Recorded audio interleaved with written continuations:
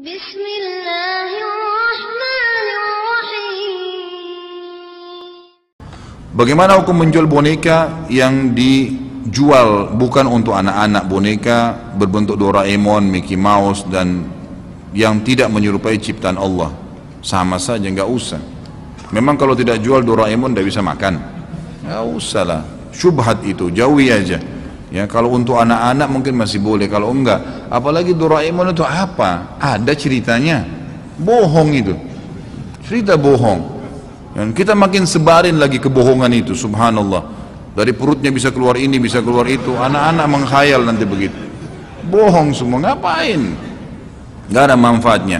Mickey Mouse tikus, ngapain kita sebarin berita tikus? Mendingan antum ceritain tentang Abu Bakar, tentang Aisyah, tentang sahabat pejuang-pejuang Islam daripada Mickey Mouse apa segala, nggak ada manfaatnya sama sekali. Itu Batman, Spiderman semua khayalan, ada orangnya mana? Nggak ada, bohong semua, dibuat mengkhayalan, tidak masuk di akal gitu. Itu permainan orang-orang Yahudi semua. Tinggalin itu, nggak ada gunanya. Jual yang halal akhi, banyak sekali, ya Allah, pintu rezeki banyak, buka yang halal.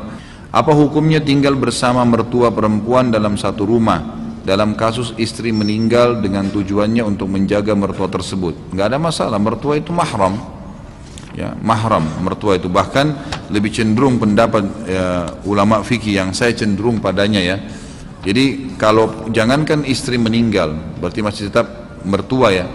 Mantan, istilahnya orang cerai suami istri, ya. Ada orang mengatakan mantan mertua, bukan mantan mertua, tetap mahram itu, walaupun cerai dengan anaknya. Kenapa?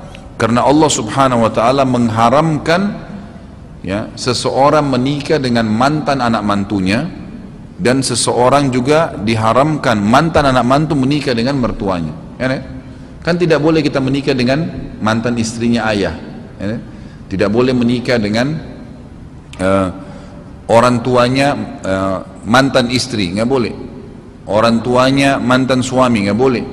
Itu mahram abadi itu selama kita akad nikah, gitu kan. Sebagaimana juga kalau antum menikah dengan seorang janda punya anak, gitu. Kalau antum sudah laki-laki sudah menggauli ibunya, maka anaknya itu mahram abadi itu, walaupun antum cerai sama ibunya. Tidak boleh nikah sama orang perempuan ini yang anaknya dulu istri kita, udah nggak boleh, gitu kan. Tidak boleh sama sekali. Begitu juga dengan perempuan menikah dengan seorang laki-laki, duda punya anak, dia sudah digauli oleh suaminya, ayahnya anak laki-laki itu jadi mahram buat dia, walaupun cerai dengan suaminya, karena tidak boleh nikah lagi, ya, seperti itu. Apakah tersentuh rambut istri dapat membatalkan wudhu? Enggak, kecuali antum syahwat, ya, lain, kan gitu. Ini sudah pernah saya jelaskan, kan. Jumhur ulama mengatakan bersentuhan dengan kulit yang bukan mahram, ya, kalau tidak diikuti dengan syahwat, gitu kan, dan tidak sengaja. Kalau yang bukan mahramnya, istri di sini sengaja pun tidak apa-apa, asal tidak syahwat.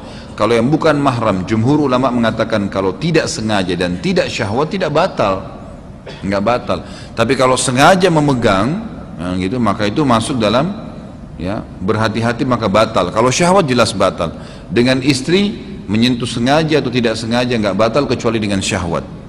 Makanya Imam Ahmad rahimahullah menekankan hadis Bukhari, ya, yang berbunyi Aisyah berkata Rasulullah SAW pernah menciumku lalu kemudian keluar mengimami sholat tanpa wudhu lagi.